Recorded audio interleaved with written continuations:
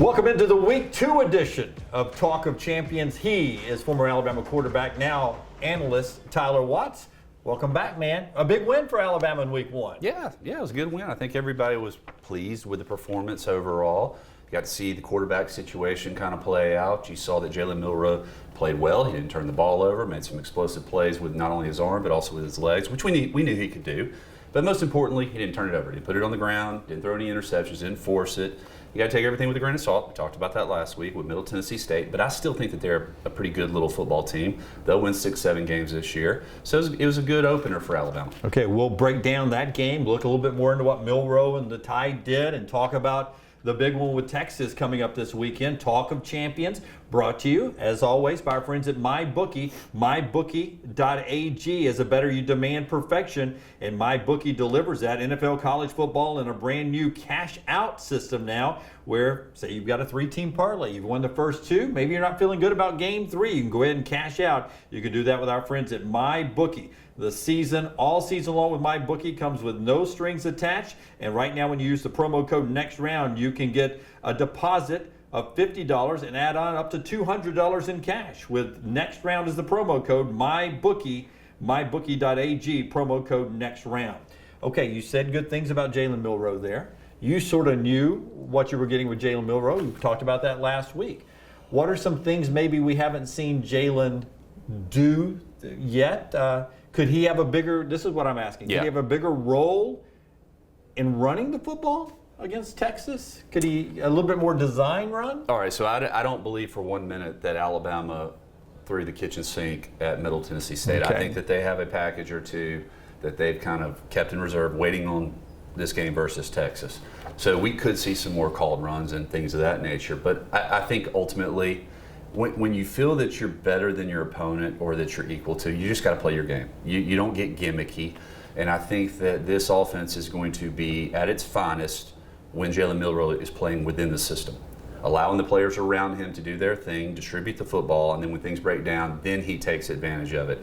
I don't think he needs to be the center of this offensive attack, though. He doesn't need to run the ball 20 times a game. He needs to take what the defense gives him, especially on passing plays. That's when he's going to be most effective. You've had first starts before, and this, to me, I count this as his first start. Texas A&M, he was filling in for somebody.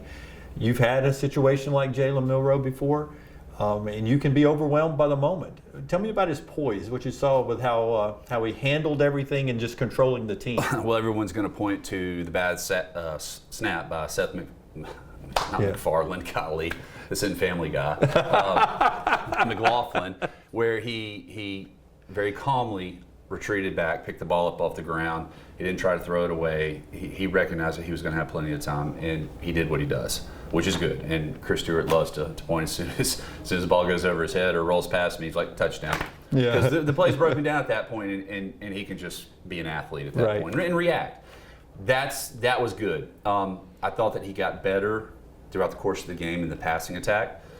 In the first, second quarter, he might have been a half step behind on some of his passes and needed to be out front. They were a little bit behind. But as the game progressed, he got a little bit better and better.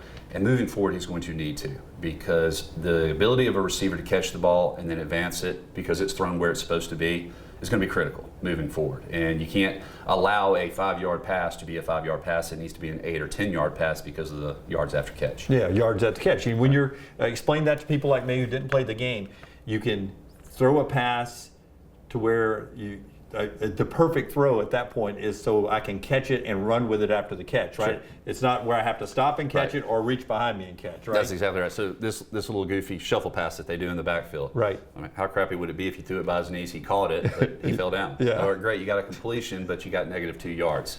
It's all about the yards after the catch. And well-placed balls are very important because they make the defender be exactly where he's supposed to be. You have much more room for error when it's where it's supposed to be, and it allows the play to advance. Yeah, and that helps the receiver too, right?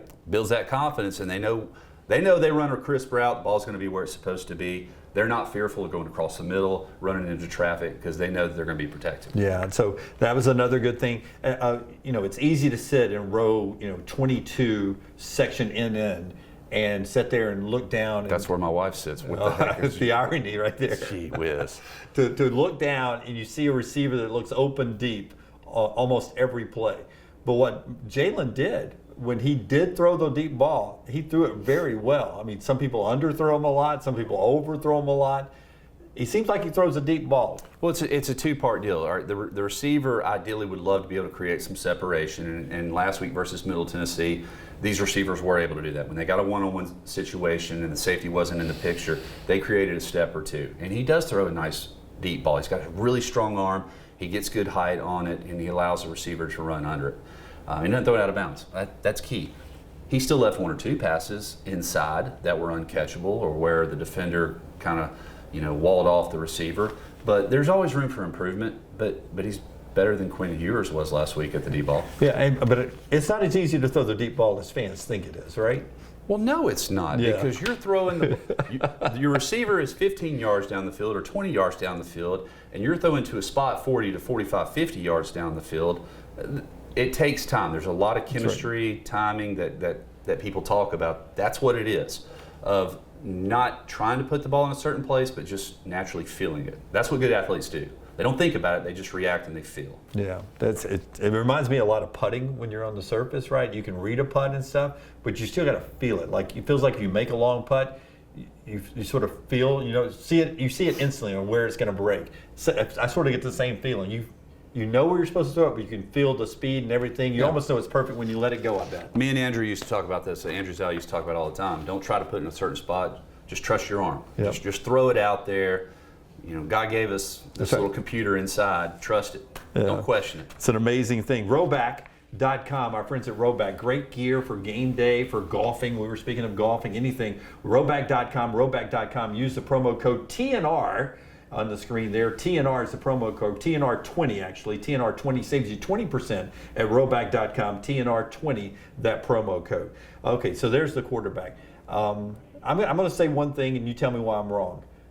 I'm expecting a lot from the offensive line, and I go back to one play, and I don't grade them, but I wouldn't give them an A grade because it's third and short, I think, down on the one, inside the one or whatever, and Jace runs into the line. They don't blow him into the end zone. They don't score a touchdown up the middle. Jace ends up bouncing it out, walking it in, but they just didn't mow down Middle Tennessee like I think every Alabama fan thought they were going to do. It's what you're used to. So pad level used to be extremely low. We used to fire off the ball, and we used to blow people off the ball. Ball was placed at the 2. Offensive line pushed back to the 1. That's where initial contact was made. So we did it, push them 1 yard. And in years past, there would have been 2 or 3 guys in the backfield, from my experience. So he has the ability, though, to keep his feet up under him and bounce it out. Yeah, you'd love to see him go 5 yards in the end zone with no contact. But that Middle Tennessee front was pretty doggone good, especially when they know the run's coming. We saw it last year, and in short yard situations, everybody's pinning their ears back and just shooting gaps and trying to get into the backfield. So it's a bigger challenge. It is a bigger challenge, but they did get an initial yard push. That's better than what they've done in the past. That's an improvement then. Tell me somebody else who jumped out for you. You were on the broadcast with Eli up there. I'll shy away from star of the game, but give me somebody else that sort of impressed you in this effort. Trez Marshall, number 17, the linebacker, was a guy that I kind of highlighted, and I really think that he's going to have an outstanding year.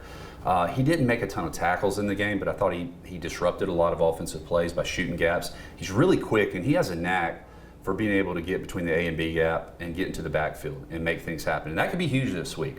But Deontay Lawson is the guy that is going to be, I mean, he's the bell cow of this defense. He's the dude that can run sideline to sideline and really disrupt plays. And that's pivotal. That's crucial, because if the back end is doing their job and he can kind of monitor and run sideline to sideline and keep everything a 3-4 yard gain, they have a chance to be really good. He did not disappoint. You highlighted him going into the week. And a lot of people saw our talk of champions here, and we're talking about him. So everybody was focused on 32, and he did not disappoint. I thought that he played well, and I think he's going to have a huge impact on the success of this defense. And then Caleb Downs in the secondary, he's kind of my hero right now. I like watching him play because he is so aggressive. And with what Middle Tennessee State was doing, going sideline to sideline, really spreading us out, running us, making sure that we were disciplined on the exterior, and then forcing our DBs down. Man, he was in run support so hard, and he did a really good job of open field tackling. Had very few missed tackles in this game. very few penalties, which was very impressive. So hopefully this is a more disciplined football team, but seeing him come down in that run support, I enjoy watching that. Yeah, so Alabama gets a big win. We'll talk Texas in a second, but first tell us about the Watts Agency, something you do when you're not calling Alabama football games. Yeah, that's right. I'm an insurance salesman. I'm an independent insurance agent here in Birmingham. In our agency, there's 8 of us there in the office, and we love helping people out with their home and auto insurance, small business, commercial. We also do a little bit of life as well, so love an opportunity to talk to your people. 205-822-5477. You always look at me when you say life insurance, because I'm near the end, right? Oh no, I don't want to sell you any life insurance. I don't want to pay that claim. That's fantastic. Okay, Texas is coming to town. Last year they had Bijan Robinson, and I felt like in game planning going in with Bijan and the Longhorns last year, Alabama went in saying Bijan can't establish the run, he can't beat us. And I felt like that freed up a little bit of their receivers early in that contest. Okay. There's no Bijan Robinson anymore. If you're scheming against Texas this weekend, who do we have to stop? Where do you start? Well, first and foremost, you always have to start with the run. But I think last year also, it was a young offensive line for Texas. We were anticipating the defensive front for Alabama really being able to control the line of scrimmage, eliminate the run with just 4 or 5 guys in the box, and then to be able to apply pressure with those same 4 or 5 people. It didn't happen. I thought that offensive line last year played well in pass protection. Now, granted, their quarterback got hurt because they didn't pick up a stunt, but overall, only takes one bad play. It only takes one bad play, right? But overall, I thought he played well. I don't anticipate it being any different this week. Because most of them are back. They are, and they're going to be a little bit improved. They're big, they're strong. That's the matchup you have to be able to take it away. Texas wasn't able to run the football effectively last year. They did have some one-on-one shots. And guess what? Those opportunities and those looks are going to be there again. The difference is Quinn Ewers was hitting those last year. And can he do it again? That's the big question. If you ask everybody in the country, they're going to say no. He was 0 for 7 last week. He stinks now. But I still say I have to trust my eyes.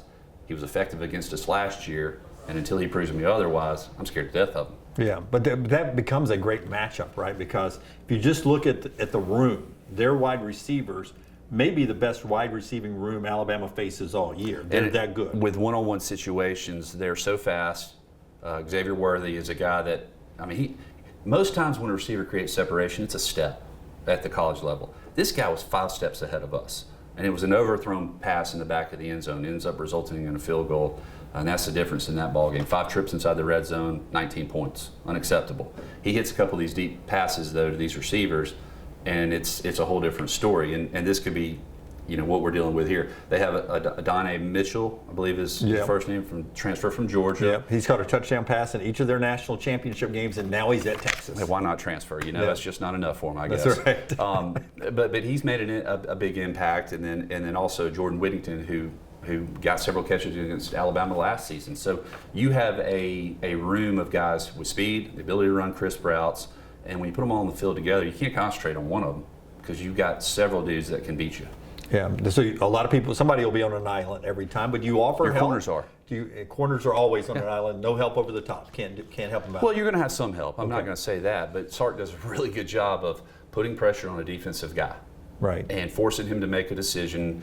Makes it simple on the quarterback. He does X, you do Y, he does A, you do B. It's simple, and he draws it up probably better than anybody else in his ability to create the big play. And get the ball, a lot like Lane Kiffin, get the ball to the guy that he wants the ball to go to. You know me, I'm the worst case scenario guy, always am. Last time I saw this type of receiver quarterback combination, to me, especially with the play caller, was Tennessee last year, Knoxville. And we know how that ended up for the defense and some open receivers and stuff. Is that a fair comparison? Do you see a little bit of what Tennessee offered last year to what Quinn and these guys can offer? I think the attack is different. Tennessee is so fast-paced, which really requires your communication in the secondary to be spot on. And if you are a little bit delayed in getting a call, you're looking around, curious what the other guy's doing, you have to do something, but you're not on the same page as your safety, it can result in a big play. I don't see Texas doing that. They're a little bit more precise and trying to set up the big play as opposed to we're just going to go at such a fast pace, it's eventually going to happen.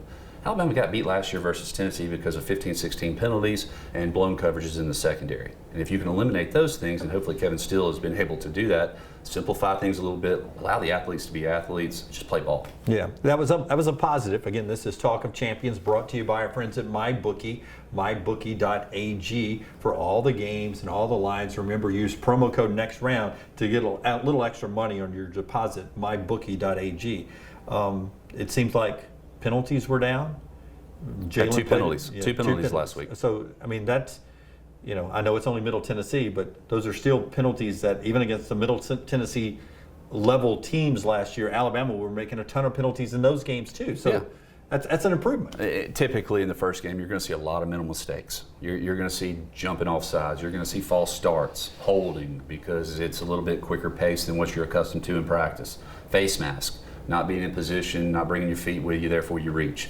It didn't happen. And, and you hope, you knock on wood, that it doesn't rear its ugly head this week versus Texas, because you need to force the play of your opponent to beat you as opposed to your mental mistakes beating you. Yeah, a ton of penalties in this game last year too for Alabama. Okay, here's a question. I always love these type of questions because I think they make Tyler's head explode when I ask him this. But Steve Sarkisian was in Alabama's football building for a long time. Nick Saban and Steve Sarkisian know each other. You've played against former assistants back in your playing days. Is there an advantage for either coaching staff knowing the other coaching staff, or is that a wash on game day? Is there a time in your history you're able to pick up something they were calling on the other side? How does that work as a player on game week? I don't think it's necessarily an advantage nor a disadvantage to anybody. Yeah, they're familiar with one another, but it still comes down to the players on the field making plays and not beating themselves. I always liken it to this. 90% of every time that these opposing teams are going to line up, they know what the other guy's going to do. They recognize that there's tendencies involved that they don't really change from week to week or year to year. They're the same as what they are. They watch hours and hours, hundreds of games, scouting these different guys. They know what's coming. It's a matter of execution. Getting in position, doing what you're supposed to, and doing it well. Do you change terminology? No, you can't change who you are. And you think about this. I mean, if you had to speak Spanish tomorrow, you couldn't pick it up just because you practiced it for a week. And it's the same thing here. Defenses can't really learn offensive calls and things of that nature. They're going to pick up on tendencies throughout the course of the game, especially if they're consistent with the offensive line or with the quarterbacks communicating to the wide receivers.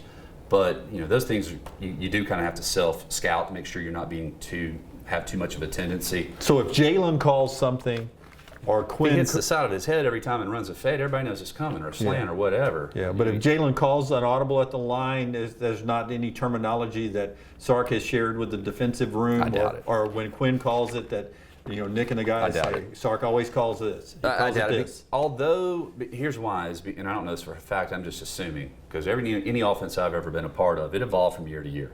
There are certain things that you're constantly adding on, trying to improve upon. So there are certain things that are going to change, little nuances that are going to change from one year to the next, even when the system remains the same as it has in Tuscaloosa for the last 15, 16 years. Yeah, interesting. But it's not as easy as Lucy and Ricky, right? Left and right, when you guys are calling out plays. Give me a play call. Do you remember one? Ringo. Ringo. Do you remember a play call? Yeah, but even what we do, we used to call 4 plays in the huddle. Oh, the huddle. That's when the dudes got together. Yeah, you remember that in the old days. It's kind of like the new guys that I got working with. We had to teach them what the routing number and the account number was on the check, because he said, I've written one check in my life, and it was to prove I had a checking account. Well, this is what that is. Well, the huddle, we used to call 4 or 5 plays in the huddle, and then get up to the line of scrimmage and choose the best one. Now they're so multiple in what they do. They get to the line of scrimmage, and they so much of it's now option anyway, so it's all kind of built into one play. Yeah. Maybe you have a run, maybe you have a pass called, you take what the defense gives you. I really don't know. Yeah, so it's one play that can be 3 different things, depending on the options. Could be if it's a read pass option or run pass option. It definitely could be. Did you ever run the wishbone back in high school or any level? Look, there ain't a soul in Alabama that didn't run the wishbone in high school at some point. Yeah. But you know what? That's good for you, because it teaches you to make quick decisions, force pressure a defensive guy. I think it's invaluable. Yeah. It teaches you the basics, makes you understand blocking schemes and things of that nature. How much of the RPO has some of those tendencies there? The concepts are all the same. Who you're reading is different. Right. What you're doing is different. The action, the motion in the backfield, but the concept's the same. And it can only change so much with 11 guys on the field, and there's not so much you can do. But offensively, how do you put pressure on a particular part of the field or a particular person on the defensive side, make him be wrong? That's the key to it. Have something that makes him be wrong. Yeah, interesting where we are in football now. So much in the quarterback's hand. And I do feel like nationally and even locally, people feel more confident about Alabama now after seeing Jalen Milroe in one game. Fair or not fair? And what's different? We Nothing. talked about it last week. The only difference in us having any concern about him coming in this year is his turning the ball over versus Texas A&M. He didn't do that last week. Therefore, we think he's the greatest thing ever. He still has room for improvement, but he's a heck of an athlete. And if he gets that confidence and doesn't try to push the envelope and be something he's not, and he doesn't play outside of himself and outside the system, he's going to be fine. He's going to have a good year. All right, my Watts Agency question of the day here. Not about the Watts Agency, but Did I have to pay extra for this? No, you on the don't. Sponsorship side. You get two this week. And I know it's hard because you're on the broadcast team, and you know me. I know the program very well, so I hate to say anything negative. If there's one, I won't say a negative. I'll say concern. What was one thing you saw last week that wasn't perfect? Because no game is perfect. What's one thing that if Tyler Watts could look into that Coca-Cola crystal bottle that Nick Saban held up this week and say, I would like to make this better, what would it be? Better last week than what it was last year with communication in the backfield, the back end of the defensive side, fewer busts, but they still had 2 or 3 busts. Oh, so where wide open receivers were roaming around the secondary. The quarterback didn't have enough time to get them the ball, or he didn't see them. That's always a concern, is because in a game like this, if you have 3 busts, that could be 21 points. That's right, because they may have the protection with a great offensive line and a quarterback that gets them to those receivers, and it becomes an easy throw. Tell us about the Watts Agency, and then I want to ask you about other college football stuff before we get back to Alabama, Texas. Full service insurance agency. We are independent. And right now in these challenging times, that's kind of important with so many companies either not writing business at all or increasing your rates 20, 30%.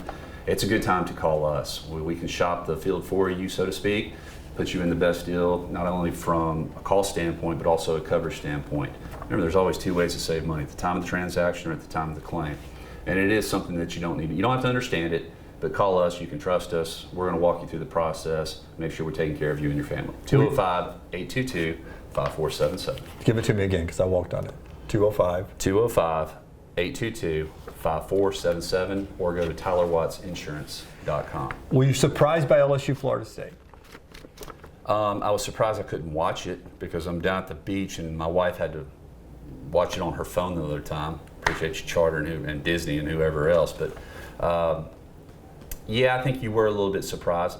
Are you more impressed with Florida State, though, or less impressed with LSU? I was more impressed with Florida State. That's fair. I think LSU will be fine. It was a close game for a half. Yep. A couple of mistakes. You got to take the points early on. I don't know why they didn't. Would it have mattered in the game? Don't have a clue. But I've always been under the impression if it's third and less than 2 or 3 and you can't get the first down, your offensive line doesn't deserve an opportunity on 4th down. You take the points. I've always felt like Nick Saban since he's been there, and some people call it an NFL, That's the NFL attitude. NFL attitude, take the 3 points. Especially now, you're limited on possessions, and you don't know what that opposing offense is going to be able to do. Yeah, and by the way, that's not saying he's conservative. I mean, the man kicked an onside kick in a national championship game. He'll go for it on 4th down if he thinks his line can pick it up. But like you said, they had a couple of opportunities. Why are you going for it there? What's the flow of the game? Yeah. Is it necessary to go for it? It's not on the first and second possession of the ball game. You take the points. You don't want your offensive unit to be demoralized by having an impressive drive and walking away with no points. Yeah, absolutely on that one. Clemson, and we're good friends with Dabo Swinney. Mm-hmm. One person in the transfer portal. That's all he picked up. And they go to Duke and lose 28-7. A lot of people blame their offensive woes on the offensive coordinator and DJ Uiagalelei. New offensive coordinator and Cade Klubnik's the quarterback, and they still struggled offensively. What did you think of that game? I think, like most people, I was shocked. But at the same time, when you turn the ball over, and especially where you turn the ball over, things can snowball on you quick. And that could have been a completely different ball game if they're able to push the ball in the end zone inside the red zone as opposed to turning it over. I didn't get a chance to watch this game either, so I'm not really. So. But I watched 5 replays, therefore I'm an expert on it, right? Yeah. But I've been in certain ball games where you're doing 80% of everything right, but the other 20% you're making mistakes that are costing you the ball game, and it's frustrating. Yeah, can you feel an upset happening as it's going on? I think by the middle of the third quarter, into the third quarter, you kind of know that it ain't your day, or it don't matter how many adjustments we make on the sideline, they got our number. And there's some times where your opponent just plays faster than you, and I thought that was a situation with Duke. They were getting after it, and their confidence continued to build and build and build, and it wasn't, hey, we're about to win this game. It was, we're going to win it because we're better than them. Yeah. People used to make fun of Gene Stallings a little bit because he had a great saying that the fun is in the winning. Do you think it's getting harder and harder just to win games every week? It's always been difficult to win games. Yeah. Everyone's well coached. Everyone's got good players. Their schemes are solid. It's extremely difficult, and I don't think we as a fan base appreciate the wins near as much as we should in understanding how difficult it is for these coaches and these players to come away with a W. Everybody, if Alabama's fortunate enough to win this game, they will fast forward to the next big game or the playoffs, or can they win the championship? Who's better than them? They won't take time to appreciate it. You're exactly right about that. Before we wrap up on this, I want to ask you, your first broadcast, was it everything you thought it was going to be? It was fun. You've dreamed about it for a long time. I have, and I always. I have done 2 games prior. I did the Arkansas game in 2007, and I did the Sugar Bowl. In fact, John Parker's last game, in an Alabama uniform, I was doing the color commentating when we got beat by Utah. And so I have had 2 opportunities to do that, but this is the first time. 2007, did they beat Arkansas or did they lose that game too? We beat the crap out of Arkansas. Okay, thank that goodness. was Bobby Petrino's first year before he bought a motorcycle. So, he hadn't had things figured out yet. But then they didn't end the season good with that loss versus Utah. Kevin Steele was the defense coordinator. I think he left the next week to go to Clemson. Anyhow, fast forward here 15, 20 years, I've had an opportunity to work with Eli, but it's been a long time. It's been a really long time. And it was fun. It was fun to, because it's like anything else. Everybody always asks me, were you nervous getting in there? Yeah, the anticipation, the build-up. I wanted to make sure I was prepared. I wanted to make sure I knew what I was going to talk about. I wanted to make sure I didn't get a fat tongue and, the Shelby County come out in me. I wanted to try to be professional about it. But once kickoff started, once the broadcast started, you were focused in on what you were trying to do, and you just try to do it the best you can. And working with Eli, he's coming back. He's gotten stronger every single week. And the good play-by-play guy, which I'm going to have an opportunity to work with 2 of them, Eli and Chris Stewart, man, they set you up. Yeah. They just set it up on a tee for you. Was he emotional, Eli, coming back a little bit? He was a couple of weeks ago. I think he was ready to get this one under his belt, and I'm speaking out of turn because we didn't discuss it.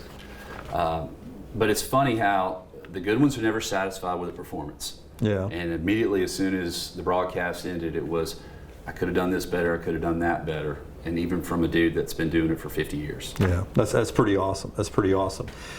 Did you work in a Johnny on the spot one time? When your dad, people that don't know, Herman, his dad, and I used to do high school football, Thompson and Pelham together, and occasionally he'd drop a Johnny on the spot. Was that a 1-camera shot or 2? Did y'all have 2 cameras? Oh, it's a 1-camera shot. Technology wasn't called it. You couldn't do two cameras. Couldn't do 2 cameras. Oh, I think for the first few years, I think it was just us on a phone line, audio only, on Cablevision back in the day. So he would drop for instance, Dallas Turner was Johnny on the spot. Johnny on the spot. No. I'll put it in your head. You're going to say it this week by accident. I probably will. And then he's going to call me up and be like, you try not to be like me, but you're just like me. He will say that. All right, so the atmosphere will be crazy. I think so. I heard a rumor of about 40, 50,000 fans around the stadium without tickets is the expectation. I think it was 120,000 more than the place held for the game of the century. So about half of the crowd outside of the game of the century. That many people that'll be outside. That was a crazy atmosphere. The game of the century. The game of the century was. I do remember that in 2011. Yeah, correct? 2011, 9-6. I was going to ask you. They're not LSU fans. They're not LSU fans. So it's not going to be quite to that level. Right. But they're more arrogant than anybody else in this world. Okay, I will ask you, as a football player, better to be on the road in a game like this or home in a game like this? I think that you could... Because people think that's a dumb question, Jim. You always want to be at home. You can make an argument for both cases. I think that it's less of a disadvantage for Alabama to be on the road in this type of environment than it is for Texas. They're not used to playing in this. Right. Somebody made the point the other day, and I heard it and never thought about it, but it's true. In the Big 12, them and Oklahoma have the two biggest stadiums. That's right. And outside of that, was it Iowa State or somebody else at 50-something thousand? Yeah. They're not used to this. And they go, and when they play each other, it's neutral site. It's neutral site. Yeah. Now, does that have any impact on this game? Probably not, because just like the broadcast that I was just talking about, once the ball kicks off, they're locked in, focused. But it could affect communication and things of that nature for them, similar to what it does for us in Neyland Stadium or Baton Rouge, or name any one of 10 stadiums in the SEC that have that type of environment every single week. Yeah, it should be a fun game. It's Alabama, it's Texas, and this is the Talk of Champions, brought to you by the Watts Agency, brought to you by our friends at Roback.com, promo code TNR, our friends at LancesLock.com for all your information on the games you should play. And when you get that information to mybookie.ag, promo code next round, get an added bonus up to $200 on a $50 deposit with mybookie.ag. Man, good luck on the Always fun. broadcast. Yeah. And we'll see you next week. Sounds Talk of great. Champions.